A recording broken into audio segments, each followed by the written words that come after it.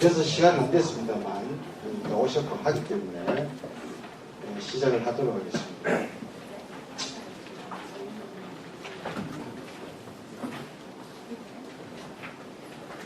이제 해겔 전체 5강인데요. 오늘 마지막입니다. 아까 우리 권대중 교수님하고도 뭐 잠시 얘기를 나눴습니다만 해겔을 4강까지 이렇게 했는데도 불구하고 해결이 안 되고 지금 무령처럼 배회하고 있는 것 같습니다. 그래서 오늘 아마 우리 권대중 교수님께서 해결 철학에 대해서 아주 개략적으로 전체적 그림을 한번 이렇게 그려주실 것 같고요. 궁극적으로 사실 오늘 말씀드리고자 하는 부분은 해결 마지막 체계에서 보면 마지막 부분인데 절대 정신이라고 하는 거죠. 그래서 논리학에서 혹은 자연철학을 넘어서 정신철학 안에서도 아주 복잡한 문제입니다. 지난 시간까지 우리는 그 정신철학 안에서도 객관정신 한번 이렇게 정신철학, 사회철학을 통해서 한번 들여다봤고요. 오늘 이제 절대정신 안에서도 이제 세 가지 영역인데, 우리 권대중 교수님은 사실은 이 미학, 해결 미학적으로 아주 탁월한 능력을 갖고 계시는 분이고요. 그리고 이 관련된 논문도 많이 쓰셨습니다. 그래서 이쪽 부분에서는 전문가이기 때문에 오늘 여러분들에게 또 해결 절대정신과 관련해서는 좋은 얘기를 해줄 수 있을 것 같고요. 무엇보다도 전체 해결 철학에 대한 이 체계적 그림을 한번 이렇게 그려주실 수 있을 것 같아서 어떻든 5강 마치면서 이 해결이라는 이 어떻게 보면 이 사회의 유령이라고 표현해도 저도 그렇고 욕된 건 아닌 것 같아요. 그 정도로 다가가기가 힘든 사람 중에 한 사람입니다만 오늘 권대중 교수님 통해서 한번 여러분들 해결의 마지막 과정들을 들여다볼 수 있는 기회를 갖기를 바랍니다. 우리 내부 인사에서 제가 소개를 안 드리려고 했는데 우리 또 외부에서 손님들이 많으시니까 우리 권대중 교수님 잠시 소개를 드리겠습니다. 서울대 철학과에서 미학 전공으로 학부를 마치셨고요. 동대학원에서 석사학위를 취득한 후에 독일 아켄대학에서 박사학위를 취득하셨습니다. 한국연구재단 프로그램 매니저를 역임하셨고요. 현재 한국철학회 대외협력 이사를 맡고 계시고요. 한국해결학회 연구이사, 한국미학회 사업이사 등 다양한 활동을 하고 계십니다. 현재 계획대학교 철학과 교수로 재직 중이시고요. 저서로는 이거 잘못 써졌네, 그죠? Das Ende der Kunst. 이게 독일에서 받은 박사학위입니다, 그죠? 박사학위로. 미학의 역사, 해결의 체계 등이 있습니다. 권대중 교수님을 앞으로 모시겠습니다. 우리 학생 여러분 포함해서 시민 여러분 큰 박수 부탁드립니다.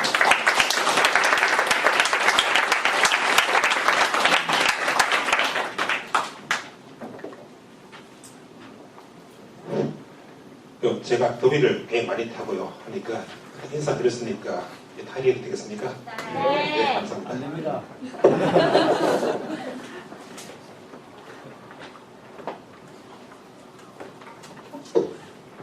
네, 칸트 헤겔 같은 사람이 좀 특이한 사람입니다. 한 사람의 철학자에 대해서 사전이 나와 있습니다. 그래서 최근 현대인 중에서는 사회학자 루만이라는 사람이 이제 용어 사전이 나와 있는 거 말고는 대표적인 사전 그러면 이제 칸트 사전, 헤겔 사전이 있는데 재밌는 게 칸트 사전 같은 경우에는 독일에서 아이슬러라는 사람이 쓴 아주 클래식한 표본이 있는데 헤겔 사전은 아직도 그게 없습니다. 그래서 독일에서 나온 것도 아주 안 좋고 그나마 제일 낫다고 평가되는 것이 헤겔 딕셔너리라고 해서 옥스퍼드 대학 교수인 마이클 인우드가 쓴 게 그나마 제일 낫다고 평가되는데 그만큼 이 사람의 사상은 물론이고 그 사상을 이제 구성하는 용어들이 이른바 용어의 장갑이라는 말 씁니다. 장갑차, 장갑해서 참 일반 상식이나 사고방식으로는 뚫고 들어가기 어렵다 해서 이런 사전도 필요한 게 아닌가 싶습니다. 더군다나 아마 지금까지 한 4차례 강의를 들었는데 그중에 몇몇은 저도 마음에 들 만큼 내용이 심도 있고 좋았는데 해결을 처음 만나시는 분들한테는 조금 알까 말까 하던 것도 오히려 좀 더 모르게 되는 그런 혼란도 가져왔으리라고 생각됩니다. 그래서 저는 이거는 첫 번째는 해겔의 잘못이기도 하다고 봅니다. 이 사람의 그 용어법이 몰라 그 당시에 일상 언어하고 좀 닮았는지는 모르겠는데 제가 들은 바에 의하면 그 당시 학생들도 잘 몰랐다라고 하는 말이 있고요. 더욱이 이것이 현대 한국으로 수입되는 과정에서 또 원래 해겔 자체는 상당히 신비로운 것을 갖다가 거부하고 아주 그 데카르트가 처음 이제 철학의 이념으로 얘기했던 명석하고 하면 이것을 극단적으로 추구하는 사람입니다. 그런데 좀 수입되고 전파되는 과정에서 오히려 좀 신비한 모습으로 좀 왜곡된 그런 측면들도 있습니다. 그건 뭐 당시 우리 학계가 아직 역량이 그밖에 안 됐다 이렇게 좀 자성을 할 수도 있겠는데 그래서 이번 학기 5강좌의 큰 목표 중에 하나가 해겔의 탈신비화라고 하는 거였습니다. 그러니까 뭔가 정말 유령처럼 남아있는 해겔이 사실은 상당히 좀 깨끗하고 밝은 철학을 추구한다. 이 모습을 좀 냄새라도 향기라도 맡게 하려고 했는데 또 어떤 분에게는 이 향기가 오히려 악취가 됐던 것 같기도 해요. 근데 제가 오늘 맡은 주제는 해겔의 절대정신 철학 쪽입니다. 이 사람의 철학을 이제 시스템, 체계라고 부르거든요. 칸트하고 좀 비교를 해야 되는데 칸트 같은 경우는 이제 특히 삼비판스가 이론 철학, 실천 철학, 그리고 목적론이라고 하는 세 부분. 그래서 이제 순수이성 비판, 실천이성 비판, 판단력 비판. 이 세 가지가 각각 다른 부분을 구성하고 있습니다. 그 세 가지가 모아져야 하나의 비판 철학이라고 하는 건축물이 형성된다라고 부르는데 칸트의 건축술이라고 부르는 이 철학에 비해서 해겔은 체계라고 부르는 게 뭔가 하면 결국은 하나의 원리가 처음부터 끝까지 견제가 됩니다. 미리 조금 말씀드리자면 결국은 우주 삼라만성의 근원적인 원리가 무엇이다. 그리고 거기에 따라서 자연의 모든 현상도 설명하고 인간 세계에서 일어나는 모든 현상도 설명하려고 하는 것이 해겔입니다. 그러다 보니까 오늘 이야기해야 될 절대적인 철학을 얘기하려면 바로 예술 종교 철학에 대한 이야기를 할 수가 없습니다. 해겔이 베를린 시기에 한 4번 그리고 하이델베르크 시기에 한 번 아주 인기 있게 했던 강의가 이른바 예술 철학 강의입니다. 미학 강의인데 거기서 이 사람이 이제 제가 이쪽 맨 위에 쓴 단어를 썼는데 뒤끝길 릭베트라는 말을 썼는데 그러니까 예술 종교 철학을 얘기하려면 사실상 그것을 설명하기 위해서 사전에 미리 알아야 될 지식 내용이 꽤 많습니다.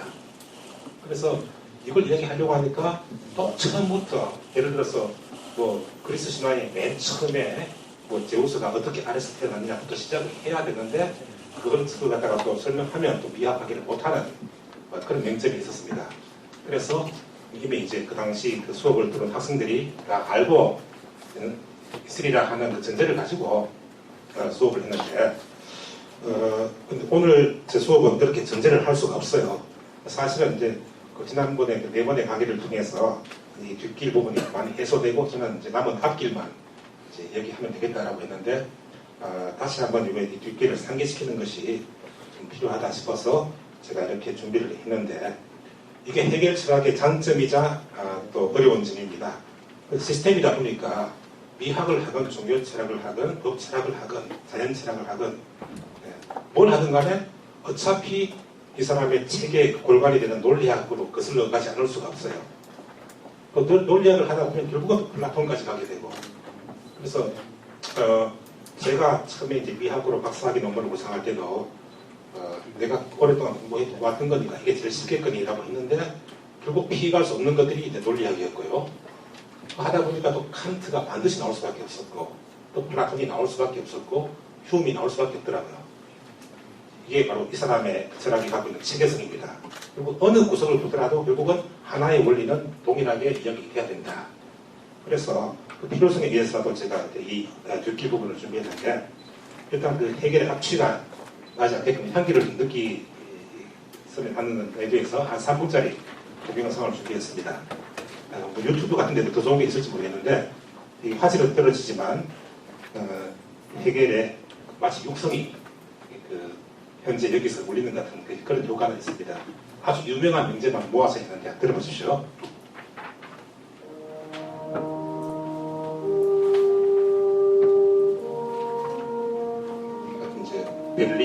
훔볼트 대학이고 저기에 해겔이 강의했던 그 교실이 있습니다.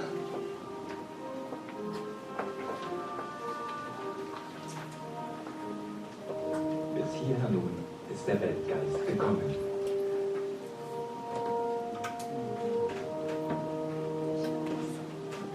Dass die Philosophie unserer Zeit hervorgebracht werde, dazu hat solch eine lange Zeit gehört.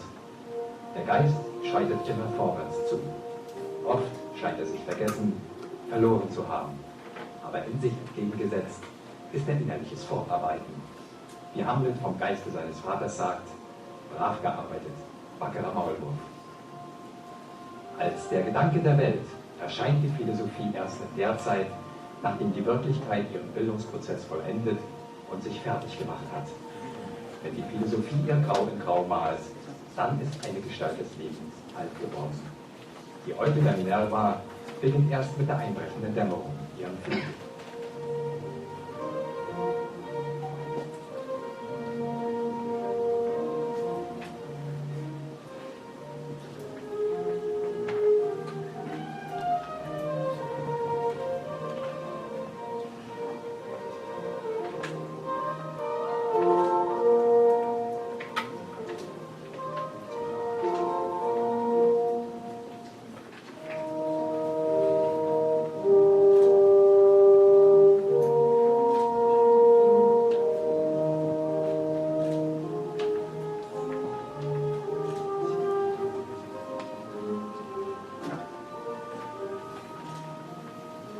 Der Mut der Wahrheit, der Glaube an die Macht des Geistes, ist die erste Bedingung der Philosophie. Der Mensch, da er Geist ist, darf und soll sich selbst des Höchsten würdig achten. Von der Größe und Macht seines Geistes kann er nicht hoch genug denken.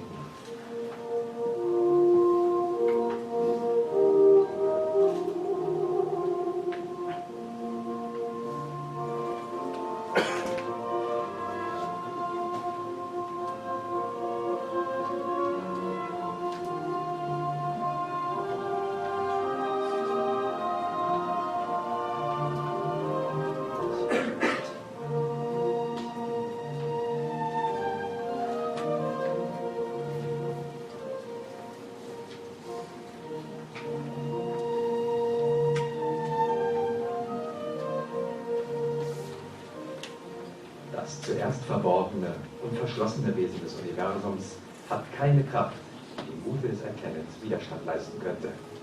Es muss sich vor ihm auftun und seinen Reichtum und seine Tiefen ihm vor Augen legen und zum Genusse geben.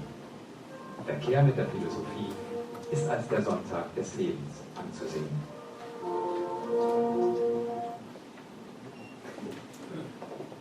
멋진 말인데 다 알아들으셨죠? 아주 유명한 것들입니다. 처음에는 이제 그 철학사 강의에서 이 사람이 이제 그 고대 동양부터 이제 그 이에스 그리고 중세 철학 다 마치고 근대 철학 넘어와서 막 셸링 철학 정도 얘기할 때 이제 드디어 세계 정신이 이까지 왔다 하면서 햄릿이 이제 그 자기 아버지 불림한테 아마 제기로 뭐 well said old more인가 그러니까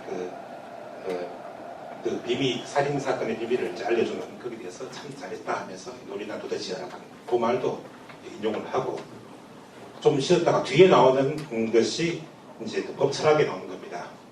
유명한 거죠. 그 미네르바의 부엉이는 이제 그 황혼이 깃들 때 비로소 나기 시작한다라고 하는 그 말이 나오고 그 뒤에 나온 세 번째 나오는 게 이제 제가 이 유인물 맨 처음에 인용한 겁니다. 1818년 10월 22일 베를리아 취임 강연, 피히테라고 하는 이제 전임자죠. 그 훔볼트 대학 초대 총장이 죽고 그 후임으로 이제 해겔이 하이델베르크에다 건너가서 처음 하는 강연에서 했는 말인데 이게 참 멋진 말이죠. 그리고 이제 좀 단순히 수사학적인 게 아니라 해겔 자신의 철학 성격을 딱 드러내는 말입니다. 그러니까 진리의 용기, 정신의 힘에 대한 믿음은 철학적 탐구를 위한 첫 번째 조건입니다.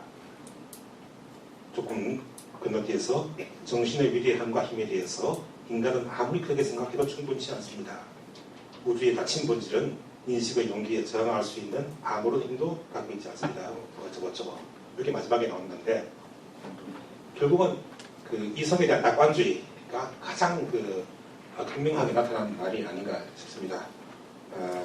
특히 이제 회의주의에 대해서 철저하게 배격을 하고, 결국 이제 이러한 생각이 왜 나오는지를 이제 알아야 되는 거죠. 이 사람에 있어서 철학은요, 수사학도 아니고, 어떤 선언문도 아니고, 그야말로 독일말로 비신샤프트, 영어로 사이언스죠. 엄밀한 정당화 근거를 통한 과학 체계를 철학의 목표로 삼고 있는 사람이기 때문에 좀 문학적인 예술이하고 다릅니다. 그러다 보니까 방금 했던 이런 말에 대한 반발들이 분명히 있을 테고, 또 그 반발들을 물리칠 수 있는 재반박 논거를 가져야하는데, 그 논거들이 어떤 것인지 일단 볼 필요가 있어요. 이런 것을 이야기해야 이게 바로 뒷길이 되고, 이 전제가 돼야 뒤에 나올 절대정신 철학이 이해될 수 있습니다. 첫 번째 조금 철학사적으로 제가 한번 해봤는데요. 일단은 사유와 존재의 동일성, 아주 흔히 하는 말입니다. 동일성 철학이라고 하는데, 바로 소개해드린 게 있죠. 오르도 SMD와 오르도 코그노스키엔디가 같다. 이거는 스피노자식의 표현인데요. 결국 존재하는 것들의 이 질서와 우리의 인식의 질서가 동일한 것이다. 참 중요한 말인데, 결국 우리 인식의 질서를 좀 좁게 말해서 논리학적인 질서라고 한다면, 이 논리학적인 법칙들, 그리고 사유의 이 다양성, 사유 규정들은 사람들끼리만 통용되는 합의나 약속의 문제가 아니라, 심지어 사유하는 주체로서의 사람이 없다 할지라도 이미 태초부터, 그리고 아마 끝까지 영원히 타당한 일종의 삼라만상의 법칙인 겁니다. 그러니까 이제 우리 인간이 올바르게 사고한다는 것은 결국은 객관적인 이 우주의 질서에 맞게 사고한다는 게 됩니다. 이 우주의 도라고 비교할지 모르겠는데, 어쨌거나 그런 생각을 하고 있습니다. 그러니까 스피노자의 이 동일성 철학이 일단은 중요한 배경이 되고 있고, 이 사람이 철학사에서 결국은 이제 밑에 인용한 말이 나오죠. 철학하기를 시작하는 자는 무엇보다도 먼저 스피노자주의가 되어야 한다, 이런 말을 합니다. 좀 뒤에 가면 더 심한 말을 합니다. 철학을 하려면 스피노자주의거나 아니면 아무것도 아니거나 둘밖에 없다라고 할 정도로, 이 사람은 물론 스피노자의 구체적인 내용은 이제 공격을 합니다만, 근본적인 성향은 아주 아마 최고로 상상하는 인물이 스피노자인 것 같습니다.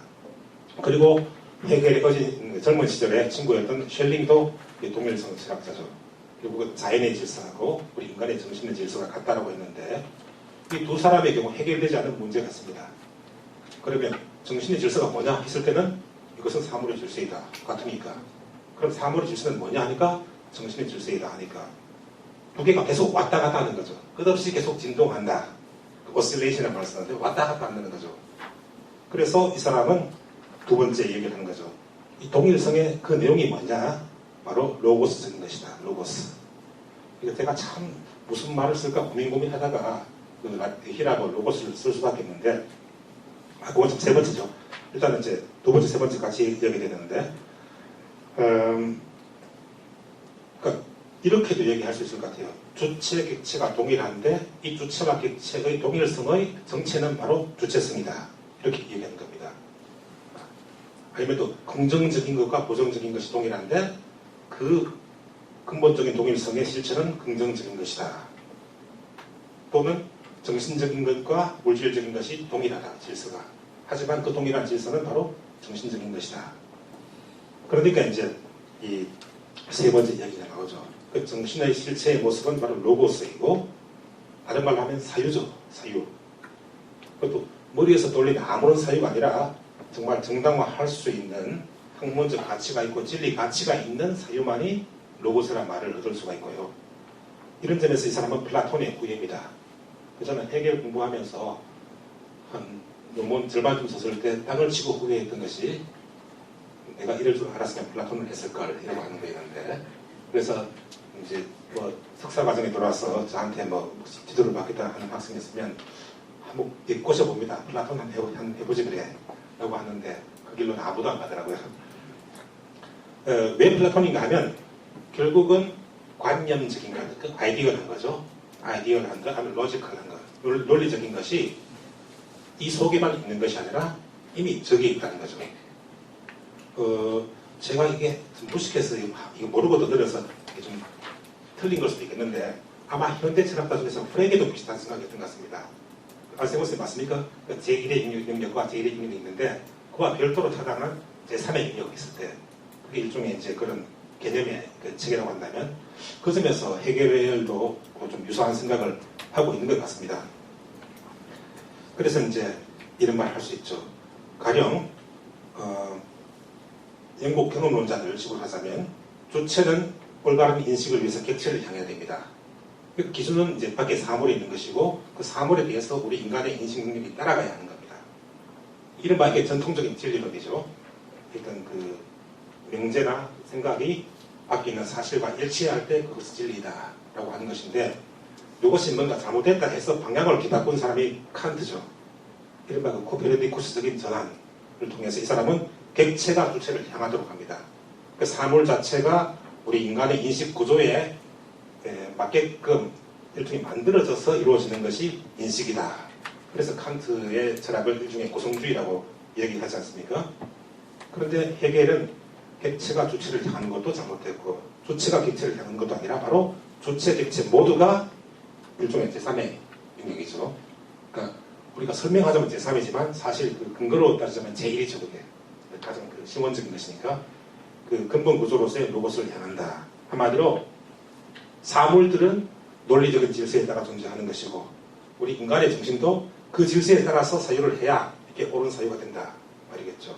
그 위에 있어 이야기했던 존재와 질서의 동일성, 존재의 질서와 이 인식의 질서의 동일성이 이런 식으로 이제 설명이 됩니다.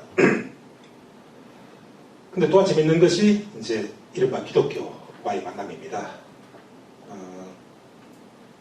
스피노자를 이야기할 때 이제 아마 지난 학기죠. 그때 이제 그 데카르트 이야기하고 그 다음에 스피노자 얘기할 때 이제 이른바 실체라는 말이 나옵니다. 그 데카르트가 이제 사유된 것과 이제 연장된 것이라는 두 가지 이원론적인 실체를 이야기했는데 이거 스피노자는 하나로 합쳐서 그냥 실체 혹은 자기 원인 이런 말을 하는데 실체라는 말 가지고는 좀 부족하다 해서 헤겔은 주체라는 말로 그 실체를 대체하는 이 말씀은 지난번에 한 2번 정도 회차에 걸쳐서 들었던 걸로 기억납니다. 그게 뭔가 하면 결국은 만물의 근본 원리가 로고스라고 한다면 로고스는 철저히 이제 우리말로 하자면 그 논리적 정합성을 갖춰야 됩니다. 따라서 로고스를 구성하는 많은 개념들이 있고 카테고리, 범주들이 있는데 그 범주들의 관계도 논리적으로 이제 구성이 될 수밖에 없어요. 그러다 보면 아무래도 하위 범주가 있고 상위 범주가 있고 가운데 범주가 있는데 처음 출발 범주에서 가운데를 거쳐서 이제 마지막으로 가는 이 순서는 인위적으로 이렇게 구성된 것이 아니라 범주 자체의 논리에 따라서 이제 전개가 됩니다. 이것이 그 사람이 말하는 이형인데 그러다 보니까 이 범주들의 관계에는 운동성이라고 하는 것이 이제 생기죠. 좀 더 자세한 이야기는 이따 제가 드리겠지만 그러다 보니까 결국은 우주의 만물의 근본 원리 로고스라고 하는 것이 움직인다. 그러니까 이제 거기다 주체라는 말을 붙이는 거죠. 실체가 아니라. 실체는 이제 고정되어 있는 것이죠. 그렇죠?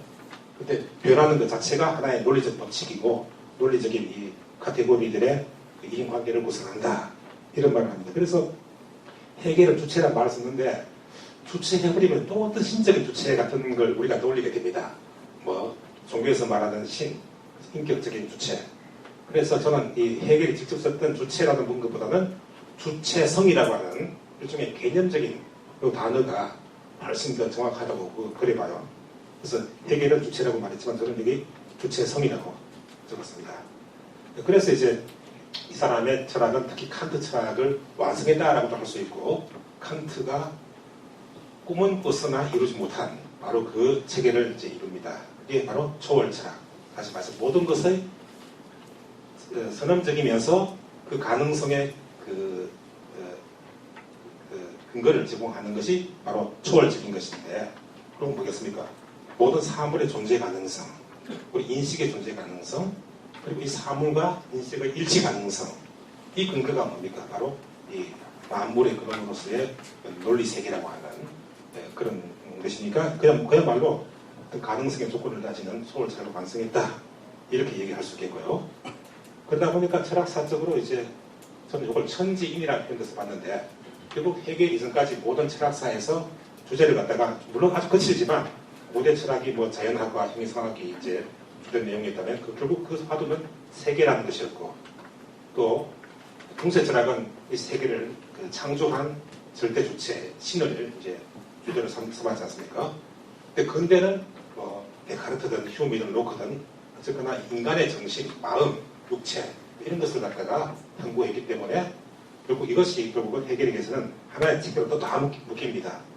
아까 이야기했던 그 작가 동영상을 통해서 봤던 그 철학사 강의 그 부분이 그거예요. 지금까지 드디어 세계 정신이 여기까지 왔다.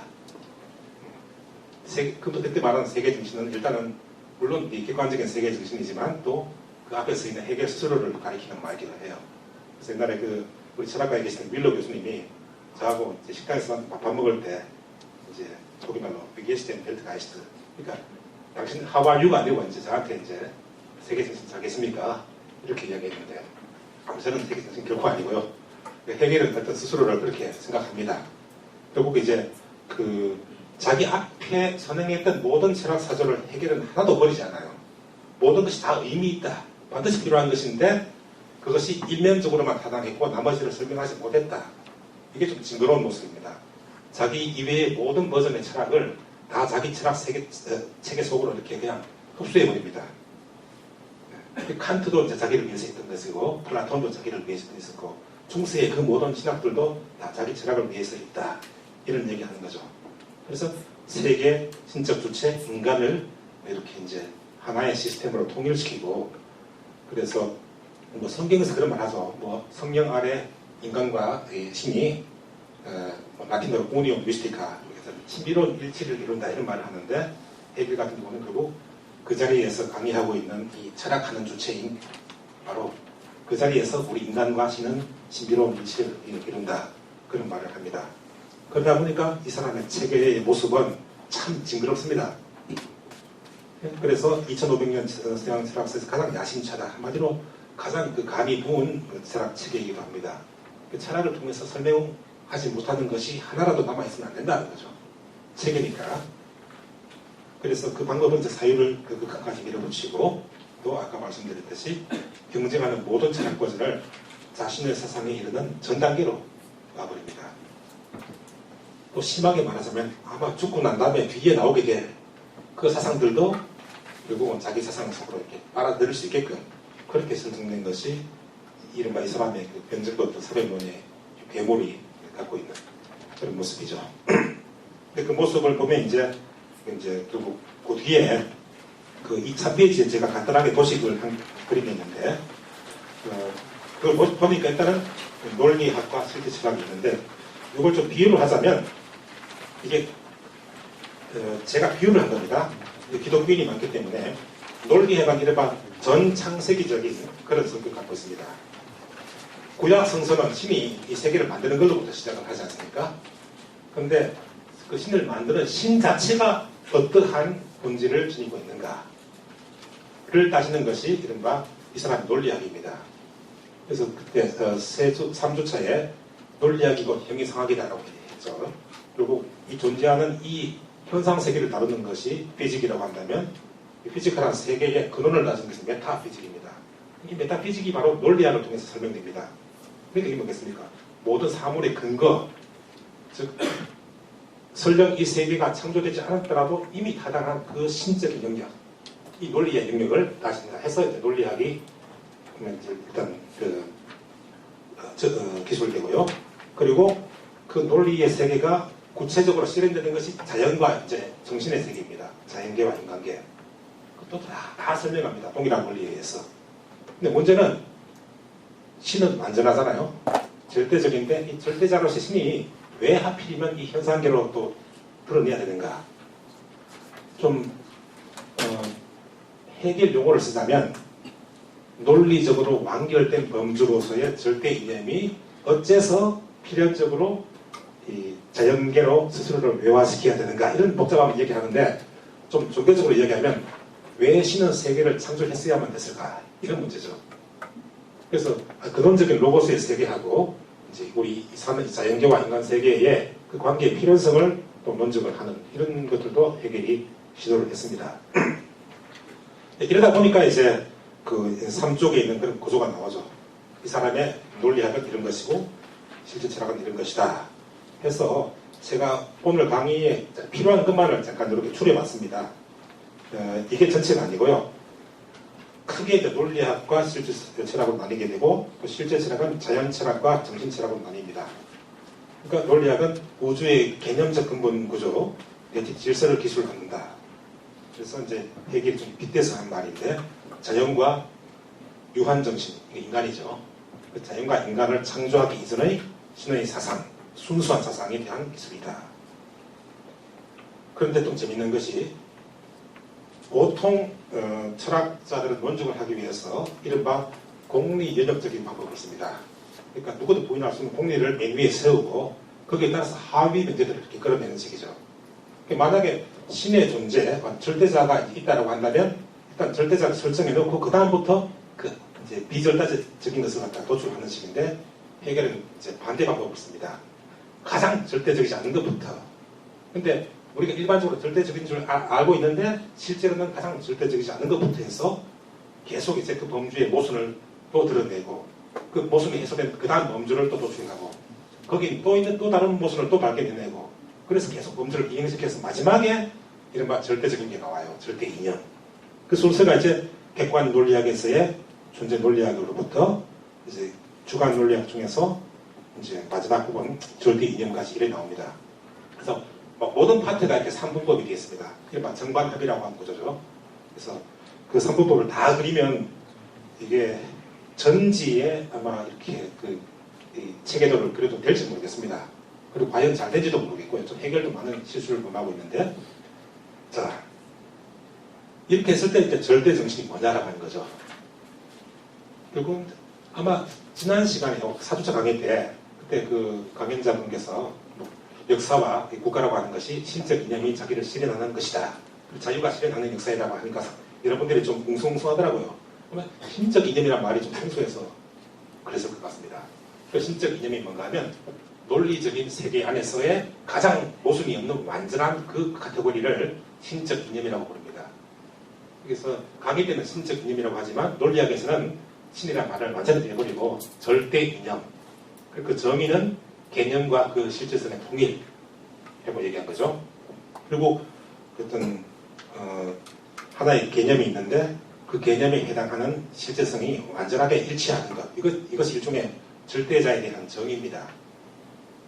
그래서 이제 신적인 그런 위상을 차지하는 절대 이념이 맨 앞에 등장하지 않고 논리학이 맨 마지막에 등장하게 되고, 따라서 또 존재라는 범주로부터 해서 절대 이념까지 이것이 한 2000페이지 됩니다. 그 과정 전체가 또 절대 이념을 설명하기 위한 전제가 됩니다. 그래서 진리는 전체이다라는 말이 또 그렇게 설명이 되는 거죠. 절대 이념만 가지고 절대로 로고스를 설명하면 안 되고, 절대 이념이 성립하기 위해서는 절대 이념이 아닌 다른 모든 논리적 카테고리를 총동원해서 그걸 일관된 질서로 쫙 이렇게 이제 일종의 좀 하이라키를 만드는데, 그 다음에 이렇게 만들어진 형성된 도출된 논리적 범주로서의 절대 이념이 또 자연으로 넘어갑니다. 이른바 또 비유를 하자면 신이 가만히 있지 않고 이 세계를 창조합니다. 왜 그런가 하면 이것도 개념적인 거겠는 그렇죠. 자, 신은 절대적이죠. 무한하죠. 무한한 것은 어느 것도 자기 외부에 구성 안 됩니다. 심지어는 자신과 대립되는 것도 자신의 것으로 가져야 돼요. 이게 정말 무한자죠. 무한성이 여기 있고 유한성이 저기 있다면 이 무한성은 유한한 무한성이 되는 거죠. 참되지 못한 무한성이다 해서 해결은 악무한이라고 불러요. 무한성이 정말 진짜 무한이 되기 위해서는 자기의 대립자까지도 자기 속으로 포섭을 해야 됩니다. 즉 논리적으로 완전 무결해진 이 절대 이념이 절대적이려면 결국은 시공간의 유한한 영역으로 자기를 이렇게 또 내던질 수밖에 없습니다. 이걸 해결이 이제 표현하자면 절대 이념이 자신을 이제 소외시킨다, 아니면 외화시킨다, 이런 말을 하는 거죠. 그러니까 상당히 이제 이런 그 논리적 질서의 세계하고 이 자연 세계를 신화적인 서술을 하지 않고 아주 순수 논리적인 말을 가지고 이렇게 연결을 짓고 있죠. 그런데 이 세계에서 그 이념이 처음으로 드러나는 그 영역이 어딘가 하니까 자연이고, 이 자연도 이제 처음에는 이 신적인 질서와 제 거리가 먼 상태에서부터 점점 가까워집니다. 그 순서가 이제 여기 나온 것들은 역학, 물리학, 유기체 이렇게 넘어가겠고, 유기체에서는 이제 아주 초급 생물부터 이제 가장 고등 생물까지 얘기가 쫙 해지고 유기체의 마지막은 뭐겠습니까? 생명계의 마지막이면서 또 정신계로 넘어가는 그 단계겠죠.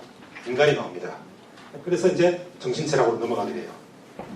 정신체락도 육체와 이 정신을 같이 갖고 있는 인간을 얘기하고 이게 일종의 이제 주관 정신체락입니다. 한 개체로서의 인간에 대한 탐구. 근데 이 인간들이 모여가지고 가족도 구성하고 국가도 구성하고 역사를 구성합니다. 이것이 이른바 객관 정신이라고 하는 부분이고요. 바로 지난 시간에 했던 법철학, 역사철학 그 부분입니다. 세 번째로 바로 절대 정신이 나옵니다. 이런 인간이 다시 말해서 유한하죠, 그죠? 자연에서 발생했고 육체를 갖고 있고 없다가 생겨나고 있다가 죽고 하는 요 유한 정신으로서의 인간이 자신의 근원인 절대 이념을 알려고 하는 단계가 나옵니다. 이게 바로 이 사람의 절대 정신의 정의입니다. 자, 해결하면 많이 듣는 말이 절대 정신이죠. 근데 이 말만큼 이렇게 오용되고 있는 것도 잘 없습니다. 더 심각한 것은 해결도 가끔 이 단어를 헷갈리게 쓰고 있어요. 그러니까 절대 정신이 어떤 신인 것으로 많이 여러분 알아왔죠? 그죠? 네. 그런데 해결의 체계가 이렇게 잘 다듬어진 상태에서는 절대 정신은 인간의 정신입니다. 하지만 절대자를 인식하려고 하는 인간의 유한 정신, 이것이 이른바 절대 정신의 정의고요. 아마 여러분이 지금까지 신적인 실체로서 잘못 알아왔던 그 절대 정신은 절대 이념이라고 보는 게 제일 정확합니다. 근데 이게 이제 그 엄밀한 용어법이 좀 어렵다 보니까 뭐 종교철학 강의를 보면 해결이 신적 이념이란 자리에다가 이제 절대 정신이라는 말 쓰고 있기도 하고요. 체계가 만들어지기 전에 정신 현상을 같은 데 보면 절대적인 어떤 그런 실체를 절대 정신이라고 보기도 있는데 지금 이제 이 순간부터는 적어도 완결된 체계 안에서 해결이 말하는 바의 절대 정신은 인간의 정신, 특히 절대적인 이념을 인식하려고 하는 인간의 정신, 이렇게 이제 이해하면 됩니다. 그러니까 그게 이제 세 단계로 나오는 거죠. 예술과 종교와 철학. 자, 제가 이제 그래서 드디어 4페이지로 넘어왔습니다. 이제 지금부터가 절대 정신 철학인데, 네, 사실 이 앞에 30분은 제가 쓰지 말았어야 되는데, 네, 좀 썼어야 됩니다. 이렇게. 자, 이렇게 봤을 때 이제 예술과 종교와 철학이 어떻게 이제 이야기되는지를 알 수 있을 겁니다. 우리가 알고 있는 일반적인 예술하고 다르죠, 그죠? 종교와 철학의 유사성은 우리가 대충 짐작할 수 있습니다. 인간이 알고 싶어하는 존재이고, 그러니까 뭡니까? 아리스토텔레스 형이상학 맨 처음에 나오는 말이 모든 인간은 천성적으로 알고 싶어한다, 이런 말이 나오는데, 거기에 따라서 종교가 만들어지고 철학이 구성됩니다. 근데 예술도 해결은 이제 그런 의미에서 종교와 철학과 같은 것으로 봅니다. 그러다 보니까 우리가 일반적으로 아는 예술, 예컨대 오늘 기분집 집한테 한번 스트레스 풀러 가자, 다이하드 볼을 보러 갑니다. 처음까지 막 때려 부수죠. 보고 나서 시원하다, 이런 건 해결이 말하는 의미의 예술이 못 됩니다. 우리는 이 사회적인 어떤 과정으로 예술이라고 그러지만 해결이 말하는 예술은 어디까지나 반드시 어떤 미적인 방식으로 절대적인 진리를 인식하려고 하는 바의 예술, 그것이 예술입니다. 그러니까 밥 먹을 때 나오는 그런 재즈 음악 같은 것은 해결에는 예술이 아니죠. 봉사하는 예술, 이런 말을 부르긴 하는데 엄밀한 의미에서 예술은 아니고 철저하게 인식적인 기능을 갖다가 예술에게 부여해요. 그렇기 때문에 미학을 이 사람은 예술 철학이라는 말로 바꾸어 부르기 시작합니다. 그전에는 어떤 인간의 감성에 대한 학문이 미학이었거든요. 칸트 같은 경우 어떤 대상이 나에게 쾌를 준다, 불쾌를 준다, 이것이 이제 미학의 대상이었는데 해결로 오게 되면 이제 처음으로 이제 철학사에서 예술 철학이라는 말이 등장합니다. 그런 게 아니라 쾌, 불쾌, 취미의 문제가 아니라 오로지 인간의 정신이 진리와 관계하는데 그 방식이 미적인 것, 감성적인 것, 여기에 한해서 이제 예술을 얘기하죠. 그런데 오늘 제목이 뭡니까? 절대 정신의 트릴로지 아닙니까? 자, 삼위일체도 아닙니다. 삼위일체는 어떻습니까? 세 가지가 1, 2, 3번이 동일한 자격을 갖고 있죠. 똑같단 말입니다. 그죠? 그 성부가 곧 성령이고, 성령이 곧 성자고, 이것이 삼위일체인데, 트릴로지는 그게 아닙니다. 1막이 있고, 2막이 있고, 3막이 있습니다. 그 말은 뭐겠습니까? 1번은 첫 번째 단계이고, 2번은 두 번째 단계이고, 세 번째가 진짜이다, 마지막 종교보다, 이렇게 이제 얘기를 할 수 있는 거죠. 그래서 이 3분 구조가 바로 트릴로지의 그 모양을 취하고 있는데, 그것을 이해하기 위해서는 제가 이제 이걸 이렇게 한번 구성해 봤어요. 세 가지 종언 시리즈. 이것이 아마 이슬람 절대적인 철학을 좀 빨리 이해할 수 있는 키워드가 아닌가. 첫 번째는 현실의 종언입니다. 이 사람이 그 역사 철학에서 역사의 종언이라고 말씀합니다. 만인의 자유가 실현된 그런 어떤 합헌적인 국가가 있을 때 그 이상의 발전된 역사의 그 단계는 우리가 생각할 수 없다. 그 다음에는 계속 이제 수평 상태가 유지가 되는 거죠. 이른바 뭐 후쿠야마 같은 사람이 이제 그걸 받아들여서 21세기에도 그런 말을 쓰는데, 그런 어떤 국가나 어떤 제도, 법 같은 이런 영역이 물론 상당히 좀 의미가 있습니다. 사람의 자유가 구체적으로 이제 현실화되는 것이 국가이기 때문에. 그런데 이것보다도 더 우위에 있는 것이 예술 종교 철학입니다. 즉 우리가 어떤 법에 따라서 전쟁도 하고 그죠? 국가를 건설하고 이런 것들, 이 모든 것보다 더 높이 있는 것이 인간의 묘한 정신이 절대자를 인식하려고 하는 그 영역. 그러니까 탈현실화된 쪽이겠죠. 그래서 맨 앞에 그런 말 하죠. 미네르바의 올빼미는 황혼의 기를 무렵해야 알기 시작한다. 철학이라고 하는 것은 현실을 넘어서야 됩니다. 떠나야 돼요. 자, 그러니까 이제 보통 우리가 뭐 도덕 철학을 할 때 뭡니까? 철학적인 어떤 원칙을 세워서 이것을 현실에다가 이렇게 좀 적용하거나 아니면 좀 실천하려고 하는 욕구가 있잖아요. 근데 해결은 이런 그 구체적인 실천의 그 영역보다는 완전한 이론, 철학적 인식, 예술적인 인식, 종교적인 인식이 더 상위에 있다 이겁니다. 이 사람 세계 안에서는 현실은 물론 중요하지만 가장 궁극적인 의미는 갖지 못한다. 이런 말 할 수 있고요. 이건 세계 전체의 관점에서 본 이야기고, 두 번째, 절대정신의 그 세 가지 예술, 종교, 철학을 보니까 철학만 살아남고 결국 예술과 종교는 철학에 의해서 좋게 말하면 지향, 나쁘게 말하면 대체가 된다는 식으로 얘기를 하고 있어요. 그게 2번 예술의 종언과 3번 종교의 종언입니다. 자, 이건 왜 그러냐? 앞에 제가 이제 뒷길이라고 얘기했던 그 부분을 보시면 됩니다. 자, 우주, 삼라만상의 가장 태초의 근원적인 그 원리가 뭐라고 했습니까? 아까 로고스라고 했죠. 그럼 사유법칙이라고 합시다. 사유법칙. 아니면 좀 더 간단하게 사유라고 부릅니다. 사유. 이 사유가 국가에서는 어떻게 됩니까? 제도나 법을 통해서, 역사를 통해서 만들어지죠. 그죠? 실천됩니다. 이 사유가 예술에서는 어떻게 되느냐 하면 청각적인, 시각적인, 감각적 직관에 맞게끔 그렇게 드러납니다. 이 사유가 종교에서는 해결에 따라서 표상됩니다. 그런데 철학은 이 사유가 어떻게 되느냐? 바로 사유됩니다. 다시 말해서 주관, 객관을 동일하게 근거짓는 가장 근원적인 질서가 사유인데, 이 사유적 질서를 갖다가 드디어 인간이 사유를 한다는 겁니다. 그래서 사유의 자유라는 말이 가능해요. 그러니까 이 절대적인 것을 갖다가 가장 그 절대적인 절대자의 형식과 동일하게 만나는 것이 철학에서 이루어지는 그런 사유입니다. 물론 한 가지 단서가 있습니다. 뭐냐? 아무 철학이 아니고 무슨 철학이겠습니까?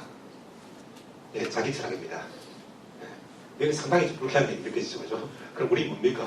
해결 주고난 이렇게 하고 있는데, 예. 아마 이 사람은 철학사 쓴다면 미래의 철학까지도 자기 철학의 전 단계로 이렇게 놓을 겁니다. 결국은 사유를 사유하는 것. 제가 수업 시간에 그런 말도 합니다. 사유가 사유로서 사유하는 것. 그렇죠? 우리 인간의 사유 능력, 아니 정신 능력이겠죠. 이것이 사유를 바로 태초의 근원적인 사유입니다. 그걸 갖다가 어떤 인격체로도 보지 않고 자연물을 보지 않고 바로 또 사유로서 사유한다. 그러니까 형식과 내용의 완전한 일치라고 하는 거죠. 이래서 이 사람의 철학을 객관적 관념론이라고 부르는 거죠. 관념적인 것은 단지 주관적인 것이 아니라 바로 객관적이다. 다시 반복하지만 그래서 객관의 세계, 사물의 세계는 논리적으로 존재하고 우리 인간도 논리적으로 사유한다. 그래서 이제 그 진리 문제의 그 불편한 문제가 해결됩니다. 이 주객의 일치라고 하는 것도 그 근거로서 이 가장 초월적인 이 로고스가 있기 때문이라고 하는 거죠. 자, 그래서 트릴로지를 다시 한번 얘기하자면 제가 이런 걸 얘기했죠. 예술, 종교, 철학은 예술과 종교와 철학, 엔드가 아니라 예술에서 출발해서 종교를 거쳐서 철학에 도착하는 트릴로지다. 그래서 조금 한번 재미있는 비유를 들어봤는데 이게 정확한지 모르겠습니다. 제1단계는 바로 반지 원정대. 자, 절대 반지. 진리를 찾아서 나섭니다. 근데 아직 못 찾았죠, 그죠? 나서긴 했는데 이것이 예술이고, 그 다음에 뭔가 가까이 갔는데 여전히 참 온갖 불안한 상태에 있는 것이 이거죠. 두 개의 가편. 세 번째, 왕의 귀환에서 드디어 모든 게 다 해결되지 않습니까? 절대 반지를 찾습니다. 모든 유한한 것을 이렇게 사악한 것들이 소멸됩니다. 그죠? 근데 이거는 뭐 좀 부적절할 수 있는데, 제가 봤을 때 더 적절한 비유가 있을 것 같습니다.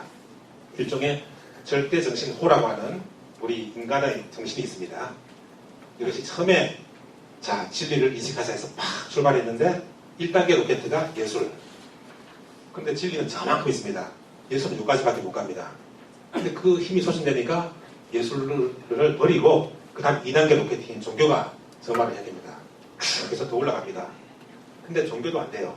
마지막에 2단 버리고 3단 드디어 사령선이 있는 3단 로켓을 점화해서 그 먼 길, 마지막 진리의 나라에 딱 도착한다. 이런 식의 비유도 이제 하고 있습니다. 괜찮은 비유 같아요. 근데 문제는 그거겠죠. 왜 예술로 안 되고 종교도 안 되고 오로지 철학만이 절대 진리를 인식할 수 있는가. 그래서 그 왼쪽 그림을 좀 참고해야 되는데요.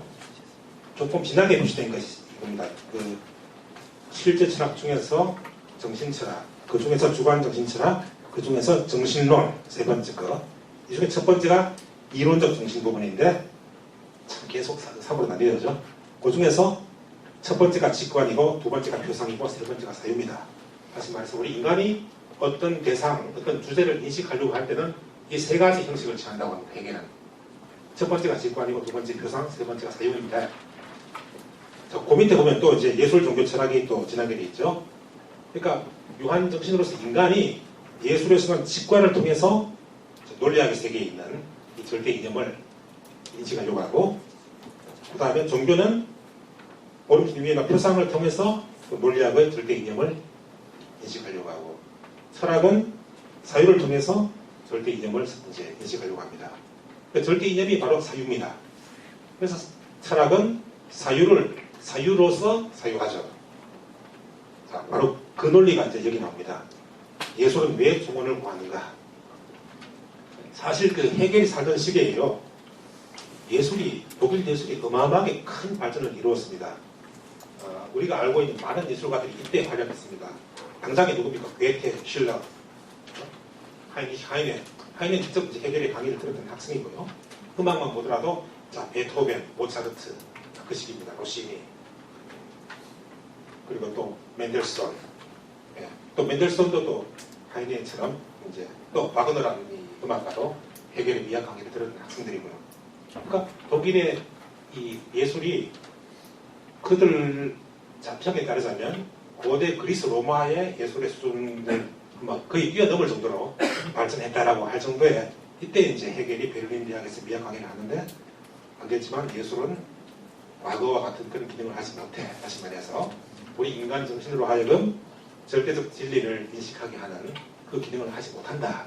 이런 말을 하는데요. 그것이 이른바 이 사람 유명한 예술의 종언이라고 하는 그 명제입니다. 그래서 그 내용을 보니까 예술은 뭐냐? 절대적 이론 능력, 다시 말해서 진리를 알고자 하는 인간의 정신 능력에 있어서 분명히 그 기능을 합니다. 하는데 정확하게 얘기하면 그거예요. 절대 이념의 인식이라는 기능을 예술은 수행 못하는 것이 아니라 수행했다. 과거형입니다. 과거형. 근데 지금은 더 이상 할 수 없다. 역사성은 인정하지만 현실성은 보정합니다. 해결은. 그래서 좀 더 구체적으로 보자면 예술에서 드러나는 미라고 하는 것은 뭐냐? 첫 번째는 이념, 바로 절대 이념입니다. 신적 이념이 감각적으로 드러나는 것이다. 이 미가 단순히 우리를 즐겁게 하는 것이 아니라 정말 진리가 드러나는 게 미라고 하는 겁니다. 이 점에서 상당히 플라톤적이죠. 그죠? 그런데 강조점을 또 뒤에도 보세요.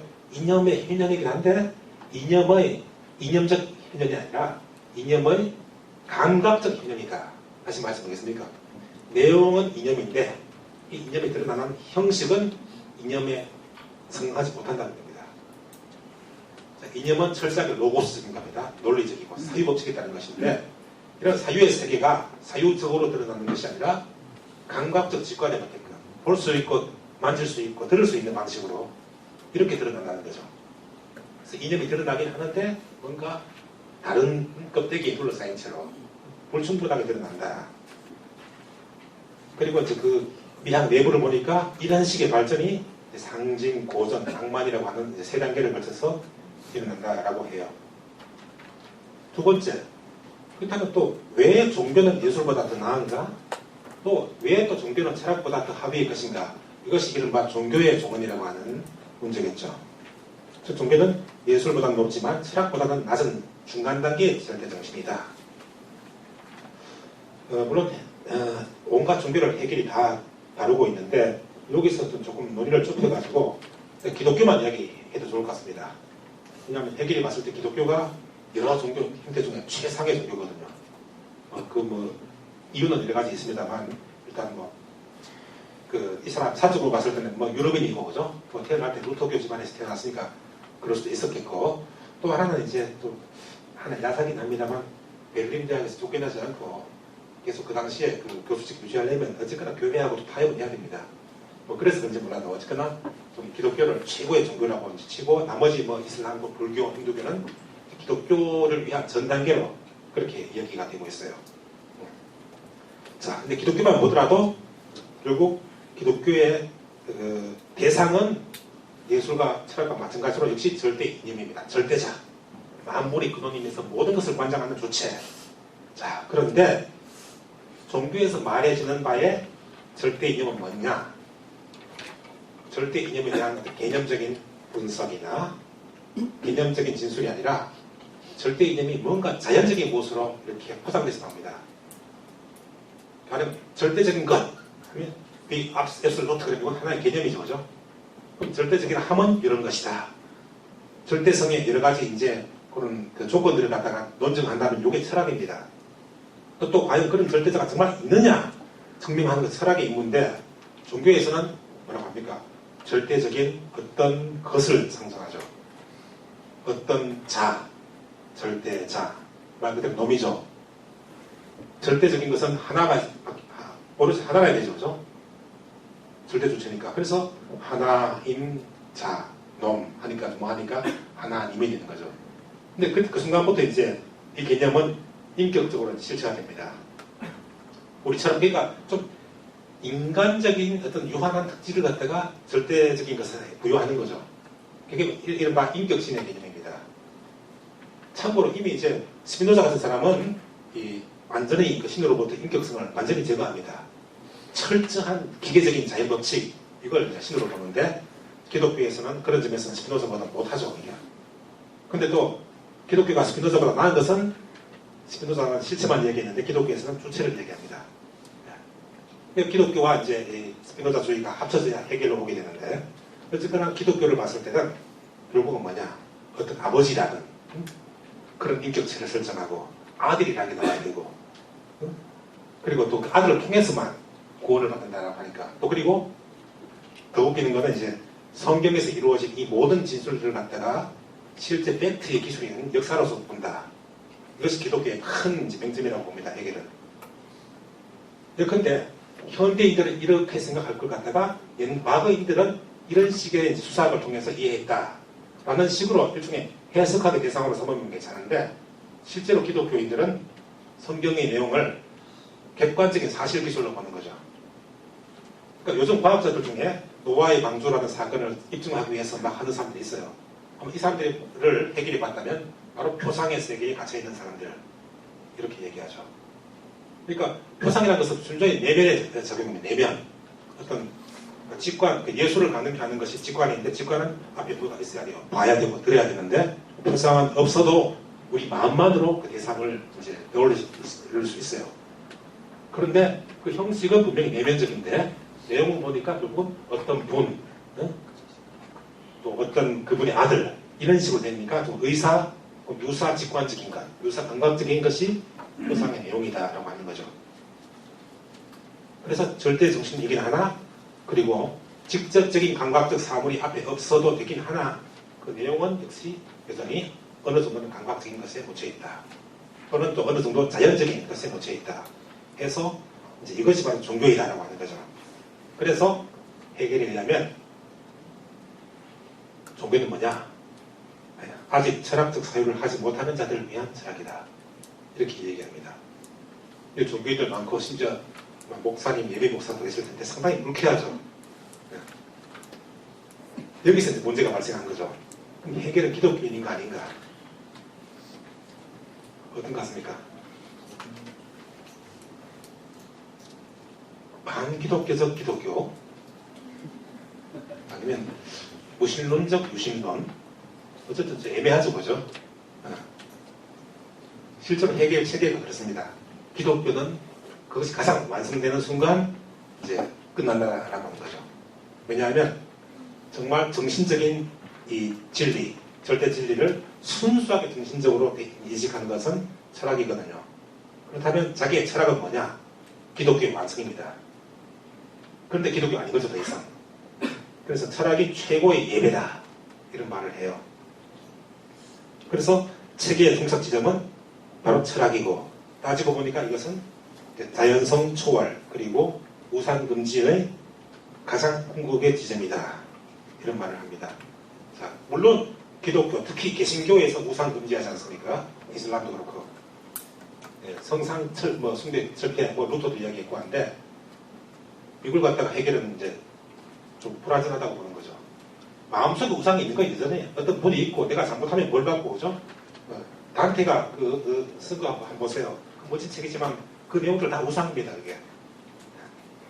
근데 실제의 진리 세계는 그렇지 않다라고 하는 거죠.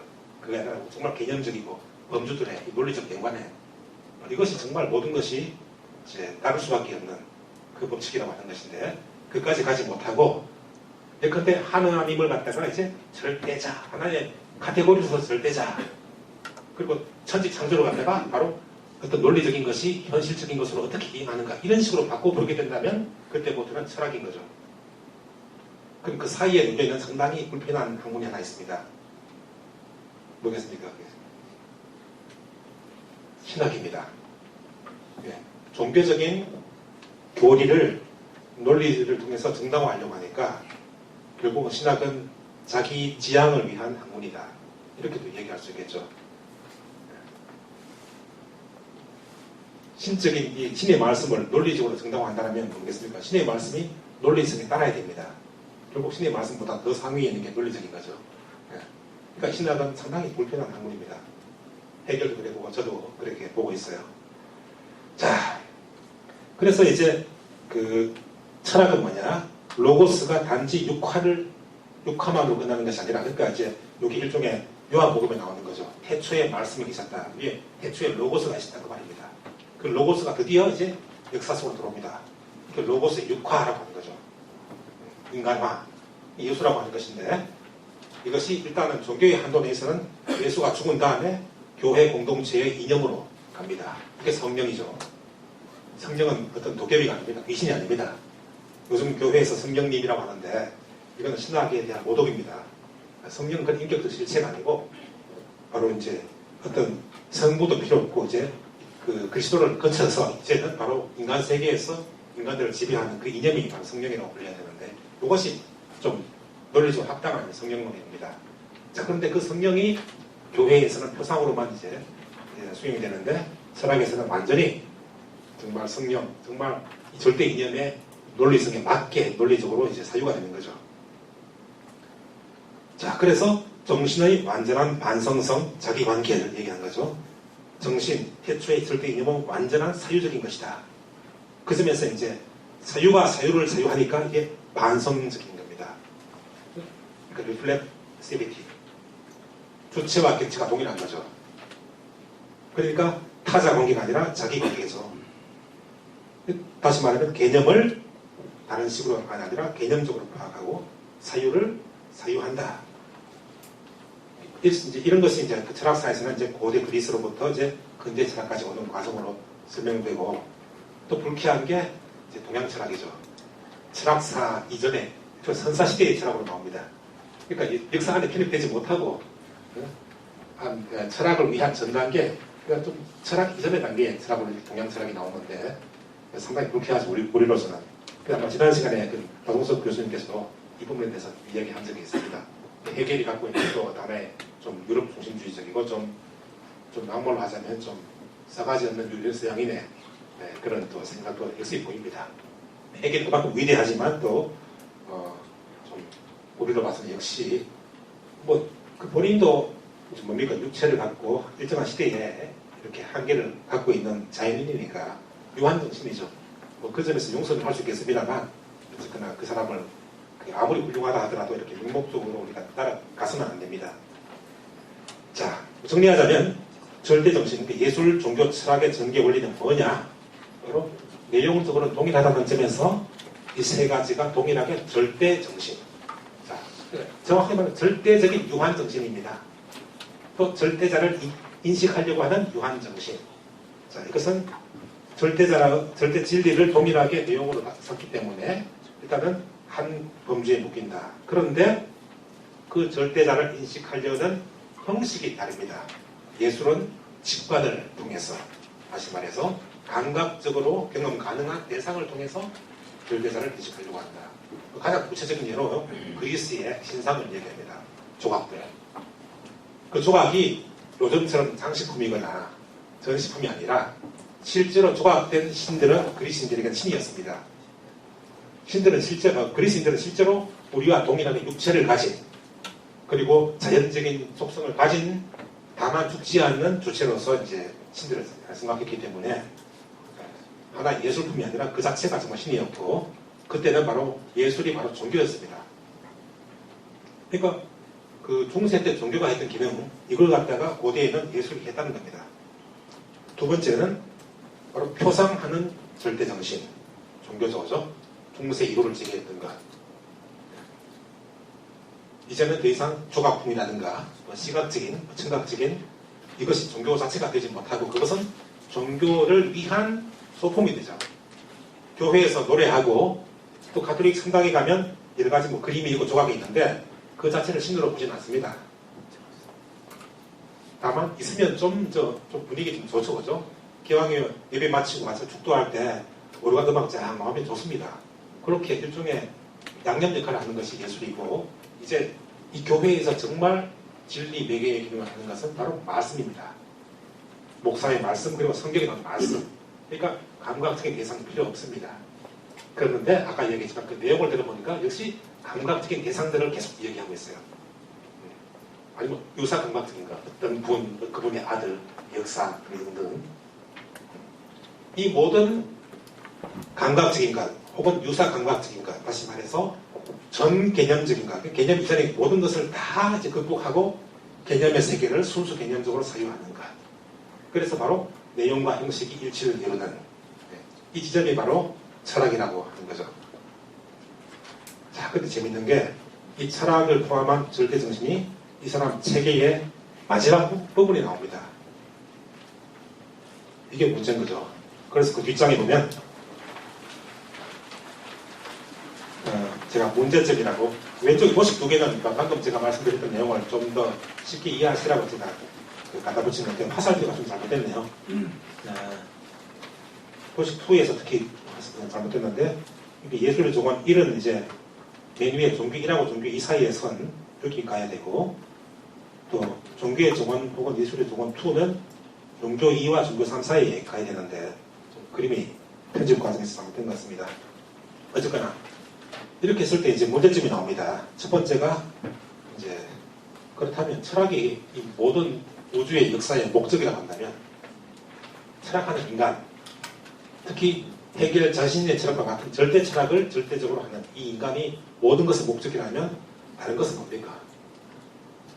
물론 그것이 없으면 안 되지만 결국은 다른 것은 항상 이 목적을 위한 과도적인 중간 단계로만 이야기됩니다.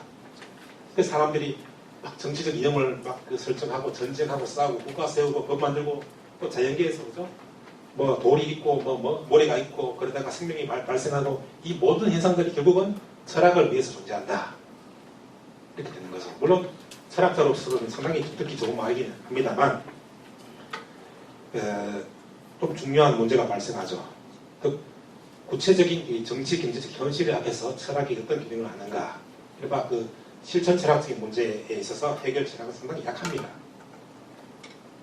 물론 이 사람의 법 철학이 있고 역사 철학이 있고 국가를 갖다가 심지어 이성의 상형모자 이런 말을 쓰거든요. 그런데 이성이 상형화된 거지 이성화는 철학입니다. 그러니까 결국은 철학이 어떤 현실에 어떤 힘을 발휘하는 것은 원천적으로 봉쇄되고 있어요. 그 위대한 철학이 현실 앞에서 오히려 역설적으로 무력하게 되는 그런 결과가 발생하게 되겠고요.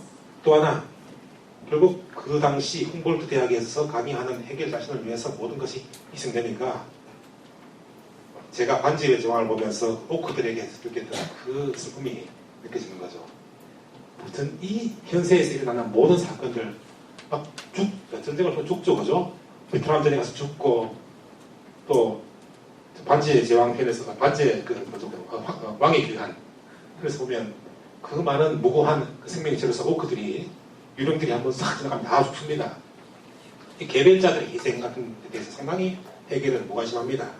왜냐하면 절대 이념의 구조, 그 절대적인 주체성, 만성성 또는 자유 이것이 실현되는 과정에서 필연적인 전 단계로 보기 때문에 전쟁 같은 거에 대해서 해결은 전쟁 자체에 대해서 정당성을 인정하는 편이고요.